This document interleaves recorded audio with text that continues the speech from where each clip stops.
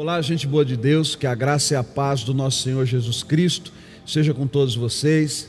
Nós vamos falar de um tema hoje que é muito importante: violência doméstica. Violência doméstica que às vezes é travestida ou é revestida por uma submissão. Tratamento que as mulheres recebem e que muitas vezes fere inclusive os princípios ensinados por Jesus. Quero refletir com vocês aqui algumas coisas e que vocês possam, nós na verdade, possamos através do Evangelho do Senhor pensar melhor como é que nós vivemos a nossa vida conjugal, como é que nos relacionamos com a esposa, como é que a nossa vida de fato ela tem sido para o cônjuge, se ela tem sido bênção, orgulho, motivação, ou se nós temos sido fonte de tristeza, de prejuízo, de dor. Bom, eu quero usar aqui um texto bíblico que está lá na carta de Paulo aos Efésios, capítulo 5, versículo 21 ao versículo de número 33. Eu vou fazer a leitura da Bíblia da editora Vida, a Mensagem, que diz assim, versículo 21: por respeito a Cristo, sejam educados e tenham respeito uns pelos outros. 22 a 24. Esposa, entenda e dê apoio ao seu marido, pois assim demonstrará seu apoio a Cristo. O marido exerce liderança em relação à esposa, mas, preste bem atenção, da mesma forma com a qual Cristo faz a igreja, com carinho, não por dominação, assim como a igreja se submete à liderança de Cristo. A esposa deve se submeter ao marido. Versículos 25 a 28. Marido, dê o máximo de amor à esposa. Faça como Cristo fez pela igreja. Um amor marcado por entrega total do marido para a esposa. O amor de Cristo torna a igreja íntegra. Suas palavras evocam a beleza dela. Tudo que ele faz e diz tem o propósito de extrair o melhor dela. Ele quer vê-la vestida de branco, brilhando santidade. É assim que o marido deve amar a esposa, até porque estará fazendo um bem a si mesmo, uma vez que ambos são um pelo casamento. Versículo 29 a 33 agora. Ninguém maltrata o próprio corpo, em vez disso alimenta-o e cuida dele. É assim que Cristo nos trata, nós que somos sua igreja, porque somos parte do seu corpo. É por isso que o homem deixa pai e mãe para se casar e cuidar da sua esposa. Não são mais duas pessoas, pois eles se tornam uma só carne. É um grande mistério, nem eu entendo plenamente. O que fica claro para mim é o modo de Cristo tratar a igreja. Isso mostra como o marido deve tratar a esposa. Ao amá-la, está amando a si mesmo. E a esposa deve tratar o marido com todo o respeito. Bem, é comum nos cenários em que nós vivemos, dentro dos contextos culturais, haver, sem percebermos até, uma imposição de uma pessoa a outra. Por exemplo, às vezes nós ouvimos, em cima desse texto mesmo onde eu li, a ênfase somente à submissão da esposa ao marido, que alguns parecem que interpretam como uma anulação da parceira. Na verdade, não é isso que o apóstolo Paulo está dizendo a nós cristãos. Paulo, ele não trabalha numa escala de um melhor e outro pior. Ele não desenvolve aqui uma hierarquia de importância, onde o homem é superior à mulher. Não, Paulo estabelece, e isso choca na época, um mundo que é marcado por diferenças que para eles eram importantes, por exemplo, para os gregos, de classe social, de superioridade, de marcação de lugar de um e outro. Quando ele vai dizer assim, olha, se tratem ambos com respeito, ambos se considerem. Ele não só vai dizer no capítulo 5, mas há uma sequência na escrita, no capítulo 6, onde Paulo vai deixar claro, por exemplo, que o pai não cause a ira do filho. O filho honre o pai. Ou seja, ele não coloca ele não dá uma autonomia, ou ele não dá carta branca para que os pais façam o que quiserem dos filhos. Pelo contrário, ele diz que os pais sim devem amar, respeitar, orientar, instruir, e que essa relação com os filhos precisa haver todo esse entendimento do amor, da orientação, para que também esse filho, na contrapartida, o que ele vai dizer? Honre a seu pai, respeite ele, né? Os pais, melhor dizendo. A ideia de que Paulo desconstrói mesmo essa linha traçada de superioridade é quando ele continua escrevendo, ele vai falar, por exemplo, dos senhores, né? Dos donos das terras, ou poderíamos dizer dos donos de empresa nos dias de hoje, que não tratasse os seus funcionários com indignidade, mas com dignidade a eles. E ele vai dizer que aos funcionários que ao fazerem os seus trabalhos para os seus senhores, para os seus patrões, que também fizessem como fazendo ao Senhor, ou seja, é um empenho mútuo. Ele desconstrói aqui no capítulo 5 e 6 essa ideia de um sobre o outro. Pelo contrário, ele coloca uma igualdade, onde nessa igualdade tem amor, respeito, consideração, onde cada um tem a sua responsabilidade, o seu dever, os seus direitos. E quando nós falamos nisso, principalmente nos direitos, às vezes por uma falta de entendimento bíblico mais apurada, ou ainda por uma falta de empatia, de uma maior sensibilidade, nós podemos, de modo equivocado, construir uma relação com a esposa, com a parceira, de modo distorcido, até usando a Bíblia para isso.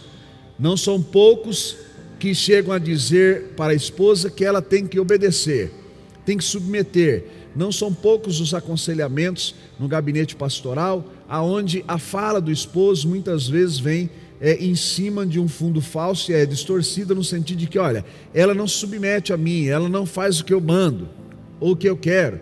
Há alguns, inclusive, chegando a utilizar até palavras e comportamentos mais agressivos na violência contra a esposa, né? E aqui o tema violência doméstica, que é um pecado disfarçado de submissão, faz todo sentido, porque jamais Cristo ou seus apóstolos, na escrita e na inspiração da escrita do Evangelho ou das cartas pastorais, tem nenhuma orientação nesse sentido que dê a interpretação de indignidade, de desvalor da mulher.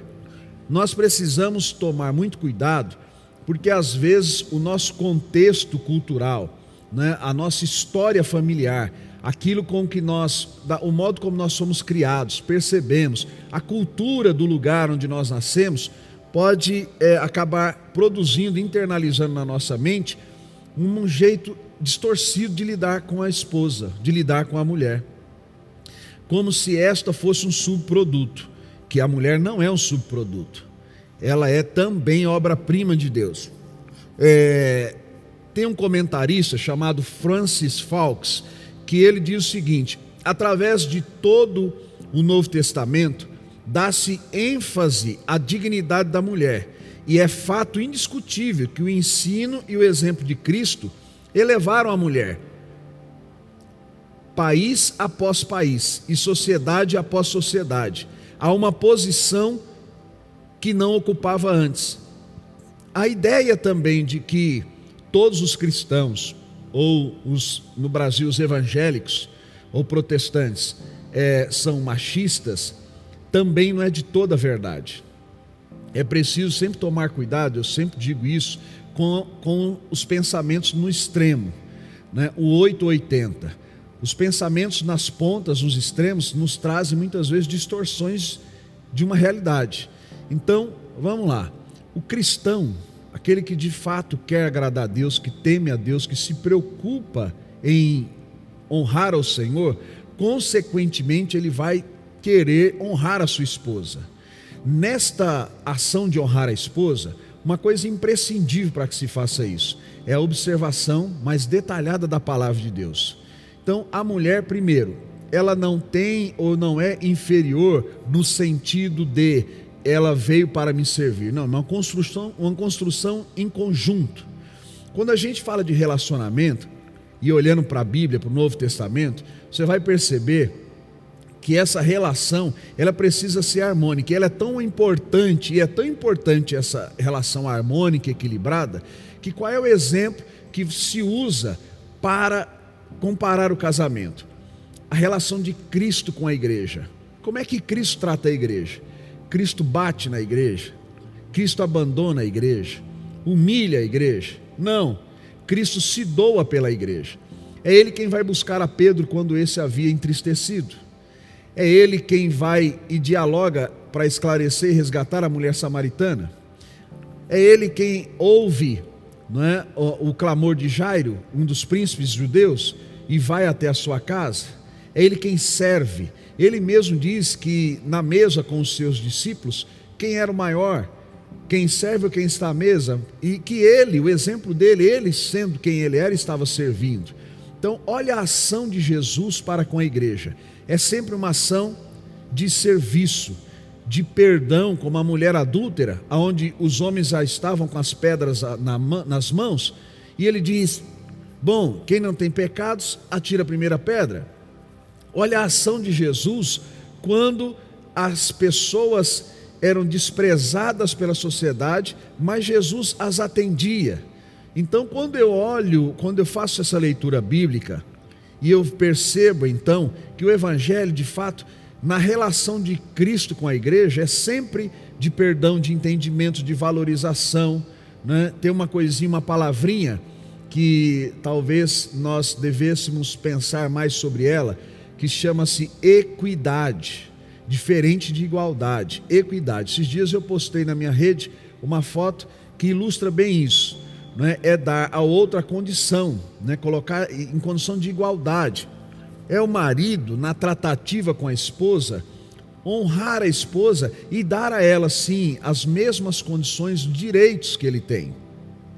É muito triste quando na escuta dos casais, seja como no trabalho pastoral ou terapêutico, a gente ouve, por exemplo, da esposa, da mulher, falas de decepção, falas de uma não compreensão a ponto de que ela não tenha mais esperança, esperança de que aquele marido vá mudar.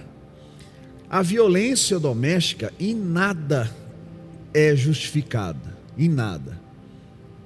Existem casos, inclusive, já que chegaram ao extremo, cuja a mulher, de fato, teve que denunciar o esposo. E aqui a minha fala até, esgotado o aconselhamento, esgotadas as tentativas para preservar a sua vida, talvez seja sim então um único caminho para resguardar a sua vida. O homem em nenhum momento tem direito e não tem embasamento bíblico para agredir a esposa, para agredir a mulher. Não tem nenhuma orientação de Jesus, pelo contrário, a orientação de Jesus sempre foi de cuidar, de honrar, de amar. Quando na relação isso não acontece, é óbvio que vão ocorrendo fragilizações nesse casamento.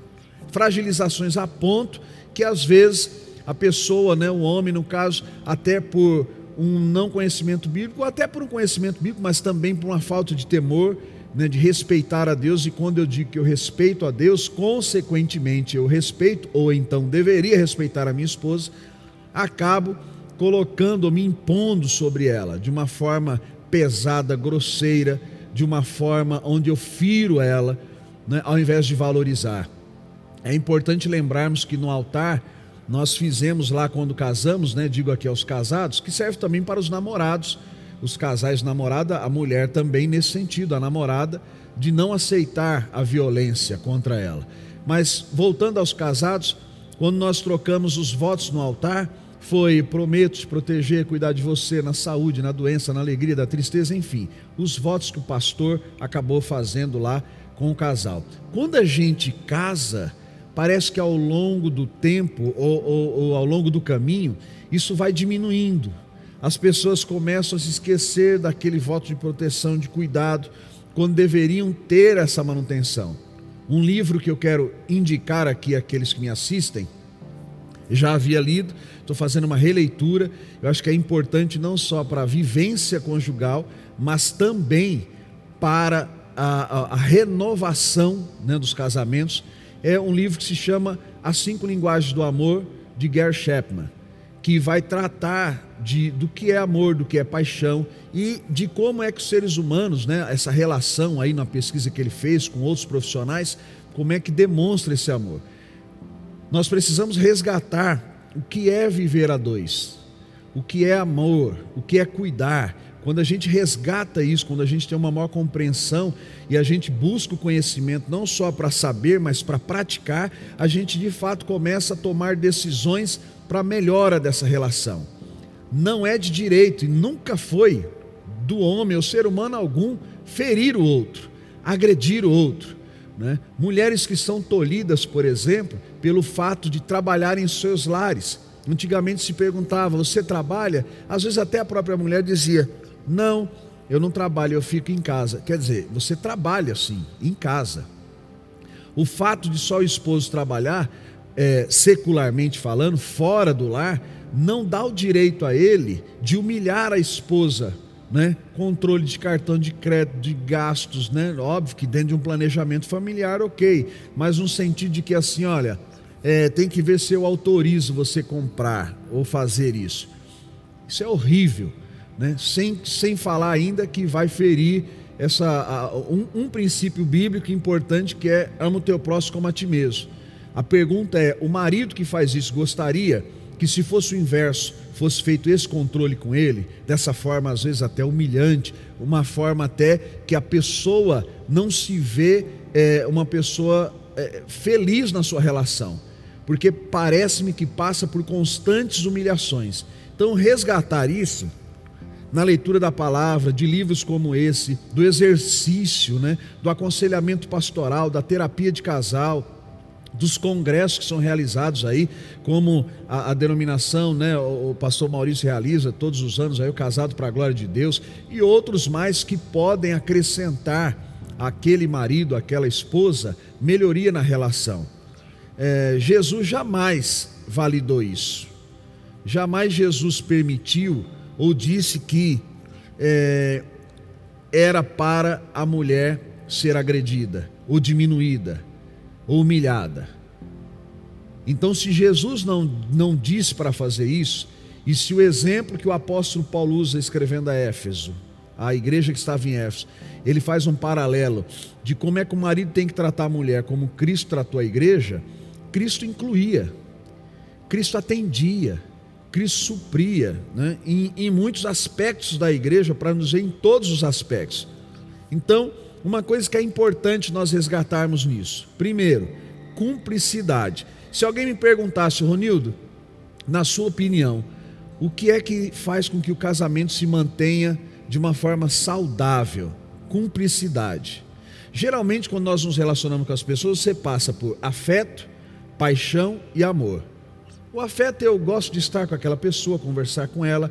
A paixão, eu penso nela ou nele de manhã, à tarde, à noite, estou constantemente pensando.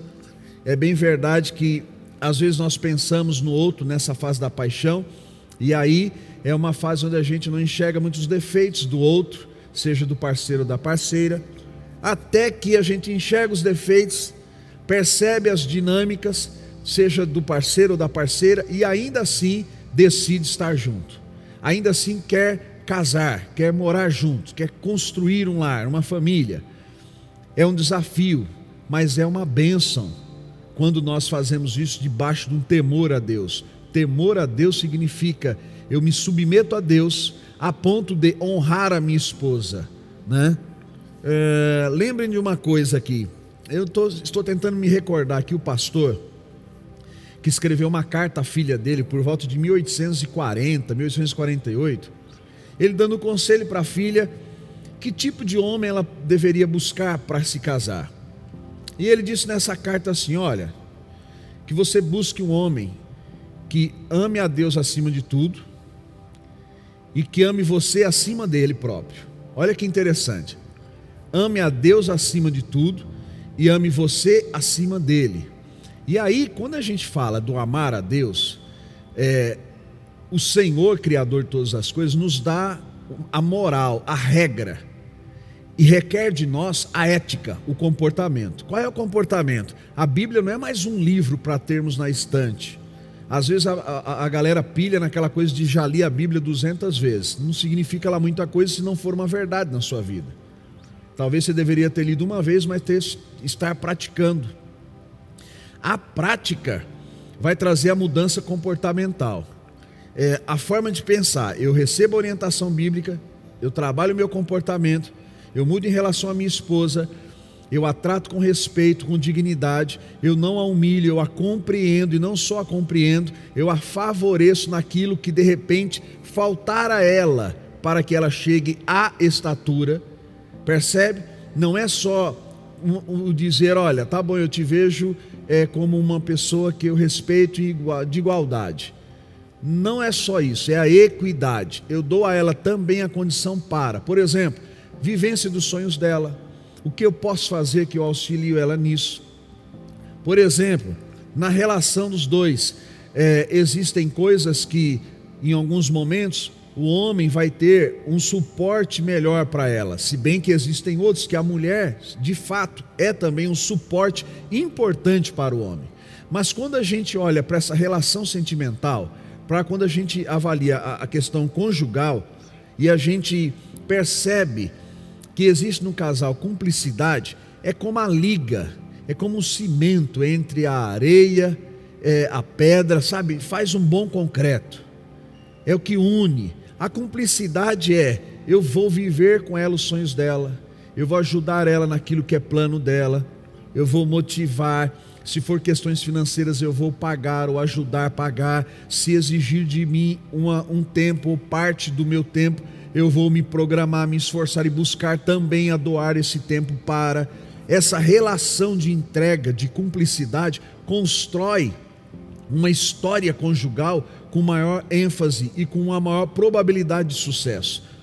Quando a gente não entende isso, né, não somos cúmplices, e a gente apenas acha que na relação, né, o homem acaba achando que na relação com os dois, ele tem que ser servido por ela, ou pelo fato dela não trabalhar, ela não pode ter ou planejar, né? A mim me espanta esposas que não têm acesso à conta bancária do esposo. A mim me espanta esposas que não sabem, por exemplo, a senha do cartão de crédito, ou se o marido tem o cartão e quais cartões ele tem. A mim, como cristão, me espanta que nessa relação não haja uma cumplicidade a tal ponto que entre eles não existam segredos. Privacidade é uma coisa, segredos são outras, é outra coisa. Privacidade é assim: bom, eu tenho direito, por exemplo, e posso, em comum acordo, e aí Efésios 5:21, sujeitando um ao outro, é comum acordo, não é eu posso por ser homem, você não pode porque é mulher. Eu posso sim ter um dia que eu vou sair com os meus amigos. Em comum acordo, qual o problema da minha esposa sair com as amigas dela? Em comum acordo, qual o problema, né, de favorecer em dado momento da vida, dar ênfase para que os sonhos dela se tornem reais? Assim como ela, em parte da vida também, certamente favorece o esposo, né, nessa relação. Então percebam que a cumplicidade é o que vai dar essa liga.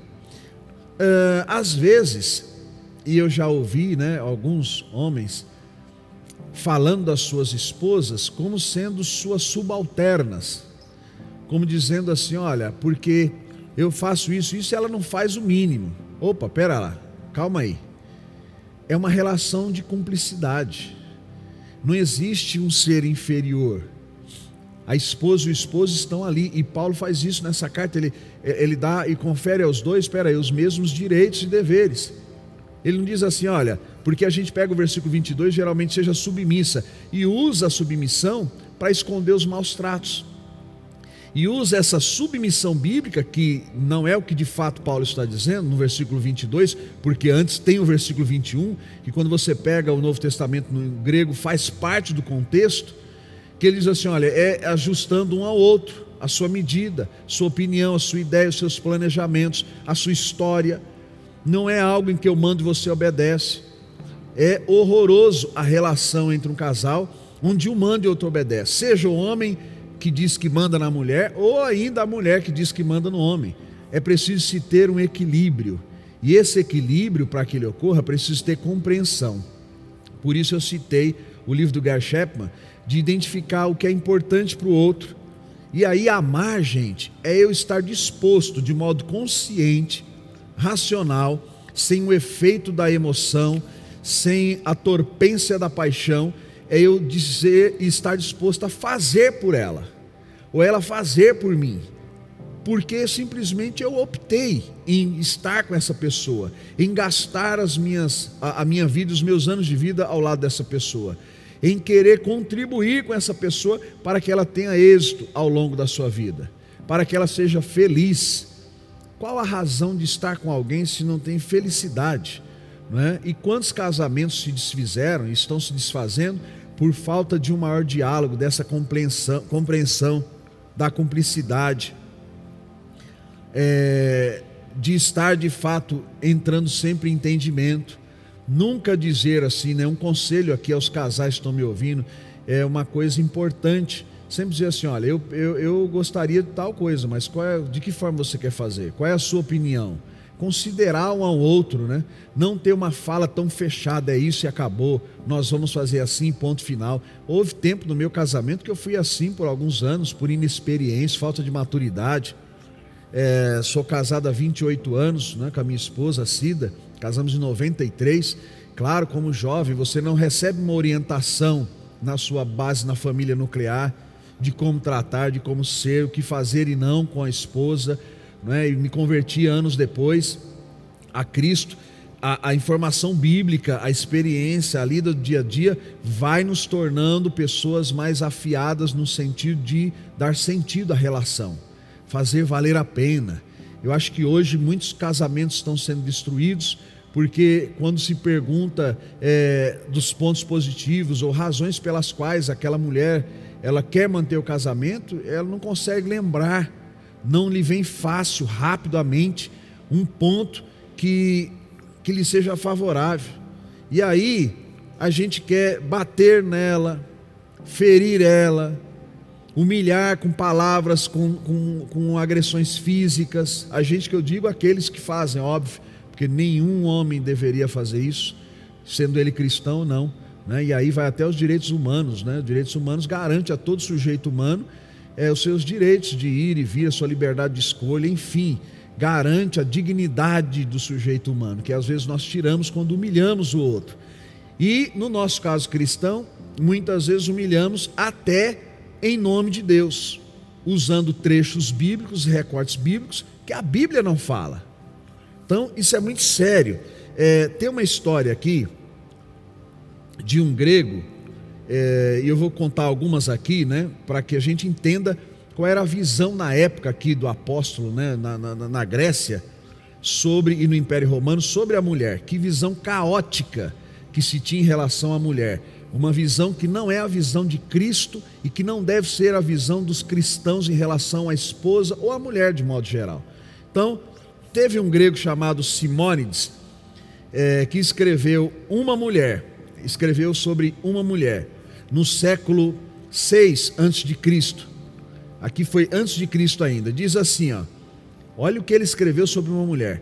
É uma coisa horrorosa. Ele disse assim, ó: sim, esta é a pior praga que Zeus criou, as mulheres. Se elas parecem ter alguma utilidade para aqueles que as têm, é especialmente a ele que elas provam ser uma praga. O homem que vive com alegria, justamente quando o homem mais deseja desfrutar do seu lar, a mulher descobre uma maneira de encontrar algum problema nele e levanta a crista para a batalha. A mesma mulher que parece ser mais respeitável é aquela que demonstra ser culpada da pior atrocidade. Olha isso, que absurdo. É a anulação, é a culpabilização da mulher, como se o homem ou o parceiro ou esposo não tivesse também a sua contribuição para isso. Geralmente quando eu ouço, né, na terapia para casais que eu dou, as pessoas falarem assim, um cônjuge reclamar do outro, eu faço uma pergunta que ela é sempre a mesma e clássica: qual é a sua participação nisso que você está me relatando no comportamento do outro? Ou seja, o que você fez ou faz que acaba levando o outro a agir dessa forma. Nessa época, nessa escrita aqui, né, desse grego, ele já é categórico, taxativo, ele rotula a mulher como uma praga. Olha o termo usado, né? Então, na relação conjugal, xingar a mulher, diminuir a mulher, usar adjetivos pejorativos, humilhar com as questões financeiras, controlar, usar ou ter uma relação com a mulher como se fosse um objeto, é antibíblica, é horrível e que as mulheres não deveriam aceitar. Deveriam se valorizar, deveriam buscar essa valorização. Para ressaltar ainda essa visão distorcida, teve no século I depois de Cristo um romano chamado Valério Máximo, que ele comenta o seguinte sobre os relacionamentos históricos entre grandes homens da história romana e suas esposas. Ele diz assim, Egnatius Metellus tomou um bordão e espancou sua esposa até a morte, porque tinha bebido um pouco de vinho. Não apenas ninguém o acusou de crime, mas ninguém nem mesmo o culpou. Gaio Sulpício, outro, divorciou-se de sua esposa porque tinha flagrado ela fora de casa com a cabeça descoberta. Uma penalidade dura, mas não sem uma certa lógica. A lei, disse ele, olha isso, determina que é somente para os meus olhos que você pode provar sua beleza. Se você, com uma provocação desnecessária, convida o olhar de outra pessoa, você deve ser afastada por fazer o mal. Olha outro ainda, Quinto Antístio Veto, disse assim, não se sentia de maneira diferente quando se divorciou de sua esposa, porque a viu em público conversando com uma mulher liberta, movido não por um crime real, mas poderíamos dizer pelo nascimento e fomento de um, a puniu antes que o pecado chegasse a ser cometido, para que ele pudesse evitar que a ação fosse realizada ao invés de puni-la depois. E assim, há muito tempo, quando os erros das mulheres eram evitados, suas mentes ficavam afastadas de fazer o mal. Olha que absurdo isso. Punições severas de tirar a vida da mulher por comportamentos normais, que eram classificados como anormais por alguém, por uma ideia, por uma cultura que penalizava essa mulher. Lamentável. Existem maridos que são tão crentes, que eles maltratam a sua esposa, que eles são controladores, dominadores, são cruéis com a sua esposa e conseguem no culto de domingo louvar a Deus no templo, confraternizar com a sua consciência tranquila, como se nada tivesse acontecido.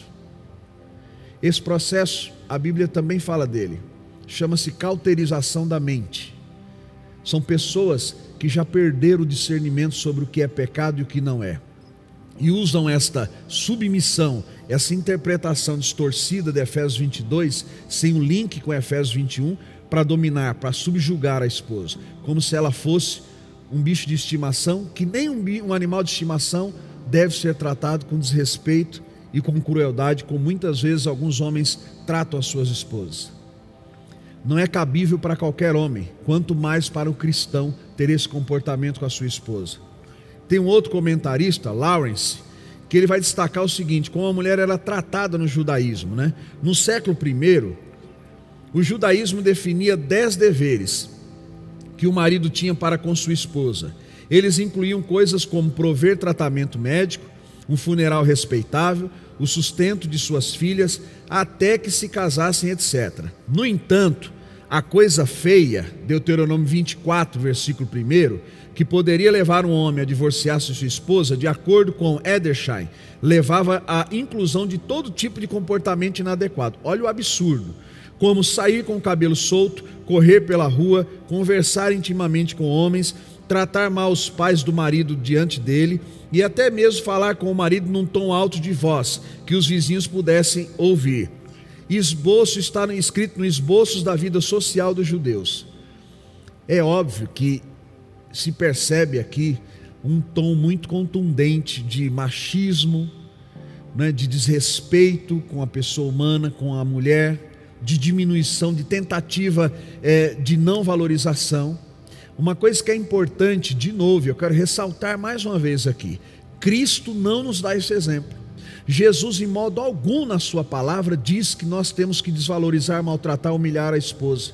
Pelo contrário, o próprio apóstolo Paulo, onde lemos, Efésios 5, e outros textos até, que nós vamos encontrar no Novo Testamento, fala de uma valorização da mulher por parte do homem.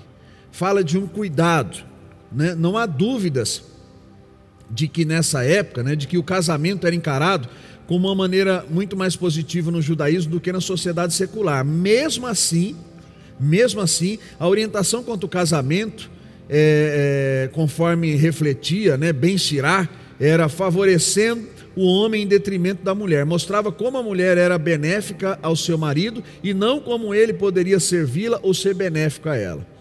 Sabe aquela coisa dos 2 pesos, 2 medidas? É naquela vibe de que assim, não, a mulher me serve, faz tudo por mim e eu fico aqui como um reizinho e não preciso fazer nada por ela. Ela é a serva da casa. Péssima relação, antibíblica. Nunca Jesus disse isso, nunca os apóstolos escreveram orientando isso. Então você, meu irmão, que é casado, você que tem namorada, trate a mulher com todo o respeito que ela merece. Trate-a como uma rainha, cuide dela, ajude ela, seja suporte a ela. Não permita que brincadeiras a diminuam, né, na sua frente. Valorize ela, defenda ela. Coloque ela de fato ao seu nível, até maior do que você. Relembra essa carta desse pastor, que eu não me lembro agora o nome, de 1800 e pouco, que é: escolha um homem que coloque Deus acima de tudo e você acima dele. E esse homem vai fazer você feliz. Quando a gente olha para isso, né, para esse trecho bíblico que eu li, a gente começa a perceber como é importante cumplicidade, unidade, entrega, como é importante nós valorizarmos a relação. Nós não temos uma pessoa para fazer sofrer. Pensa o seguinte, né? Eu tenho uma filha, eu não quero que nenhum homem amanhã venha se relacionar com a minha filha e tire ela da nossa casa, do nosso lar, para desrespeitá-la, fazê-la sofrer, para viver gritando com ela, diminuindo ela. Nós, eu e minha esposa, como pais, não fazemos isso. Nenhum pai, nenhuma mãe em sã consciência vai querer para sua filha tal destino. Então a violência doméstica que nós vemos hoje, né, secularmente, tem as desculpas mais estapafúrdias. É que eu falei, ela me respondeu, eu quebrei os dentes dela. Ela não quis mais ficar comigo, eu disse que tinha que ser comigo, se não fosse comigo não seria com mais ninguém, matei ela. Absurdo. No meio cristão então, pior ainda. É ter de Deus a orientação do que temos que fazer em relação à nossa cônjuge, né? a esposa, e não temos o respeito para com Deus para fazer o que a Bíblia nos manda fazer com ela. Honrar, cuidar, nutrir. No texto aqui que nós lemos diz que Jesus cuidou da sua esposa, da noiva, né, da igreja, para que ela ficasse brilhando em santidade. Talvez os homens reclamam das suas esposas não carinhosas, não atenciosas, não companheiras, não cúmplices, porque talvez não cuidam dela a ponto delas brilharem também. Uma vez, numa palestra aqui na sede para casais, eu disse que qual mulher não se submeteria ao seu marido de forma graciosa, harmônica, com alegria, quando este marido, por sua vez, cuidasse dela, fosse suporte emocional, espiritual, físico, sexual, amoroso. Qual mulher não se submeteria? Qual homem não se submeteria a uma mulher que fosse colo, fosse afeto, fosse cuidado, fosse amorosa? Às vezes nós queremos que a esposa seja, ou nos trate como esposo, de uma forma extraordinária. Então nós queremos que ela nos trate a peso de ouro, e nós andamos investindo menos que latão. Às vezes, uma fala, um alterar do tom de voz, gritar com a mulher, o olhar intimidador, sacudi-la pelos braços, né? Uns chegam ao ponto de bater mesmo. Tinha um caso que um homem disse para a mulher dele, para a esposa, né? Ela descobriu que ele andava meio com conversinha na faculdade com alguma garota, E ele ficou preocupado com uma coisa, né? Não com o ato dele. Ele disse assim para ela: se eu souber que isso aqui chegou no ouvido do pastor Ronildo, você vai ver, eu te arrebento. Que fala terrível. Que irmão em Cristo que perdeu os princípios de Jesus. Então olha quantas vezes, né, a violência, que às vezes a gente linka a violência doméstica só com a agressão física, mas é a verbal. Essa coisa de tirar o direito, ou de não dar a ela o direito, de passar para ela, né, de favorecer ela, de ser suporte. E estas coisas, nós como cristãos, e principalmente nós como cristãos, devemos fazer. Antigamente eu tinha uma mania de tomar a decisão e só comunicar à esposa, até que um dia ela me falou da insatisfação dela. E eu mudei o meu comportamento. Olha, o que você acha? O que a gente faz? E às vezes até deixando para ela decidir. Então existem coisas que acontecem no nosso casamento, por melhor que seja, que precisam ser revisadas, olhadas com mais cuidado, verificadas se de fato aquilo está fazendo bem para ambos, para a esposa, né? A forma como eu falo com ela, como eu trato, como eu olho, o meu cuidado com ela. Eu ouço terapeuticamente mulheres dizendo o seguinte: Ronildo, fiquei casado 8 anos, o cara não tinha capacidade ele passava para abastecer o carro, ele não tinha capacidade de entrar em uma loja de conveniência, comprar um chocolate, uma bala, para chegar em casa assim, ó, lembrei de você, me preocupei com você. Ou então outra que disse assim: fui casada há tanto tempo, o cara nunca me deu um buquê de flores completo, era sempre 2, 3. Também terminou em divórcio. É a valorização. E aqui na questão da violência doméstica é entender que nada justifica para o cristão ou não cristão qualquer ato de violência contra a mulher, verbal e não verbal. É detestável tal comportamento, quanto mais ainda aqueles que são cristãos. E aqui eu não vou nem entrar no mérito, né, da estrutura do homem e tal, vou deixar de lado. Quero enfatizar isso na questão do respeito, do temor a Deus. E quando eu temo a Deus, perdão, eu também honro a minha esposa. E quando eu honro a Deus, eu também transfiro essa honra para minha esposa. Eu também faço com que ela se sinta amada, incluída. Amor, inclusão, autonomia. Pessoas que, às vezes maridos que sem perceber, como eu também lá atrás, né? A gente aprende com a vida, com a palavra. Às vezes a mulher falava assim: amor, minha esposa falava: preciso de tanto. E eu pergunto: para que você quer tanto? Para fazer o quê? Quer dizer, ela respondia, até um dia ela falou: poxa, é chato, né? Parece estar prestando conta. E aí caiu a ficha de fato. Então hoje a minha fala sempre é nosso dinheiro. Tem o cartão, tem acesso, faça e pronto, não precisa me falar. Ela tem um planejamento familiar, sabe que podemos ou não, ok. É pedir satisfação do que, para quê, é um certo controle, é humilhante. Então que nós homens, e principalmente nós homens tementes a Deus, possamos repensar o nosso casamento e possamos nos aplicar em agradar, em investir nessa relação.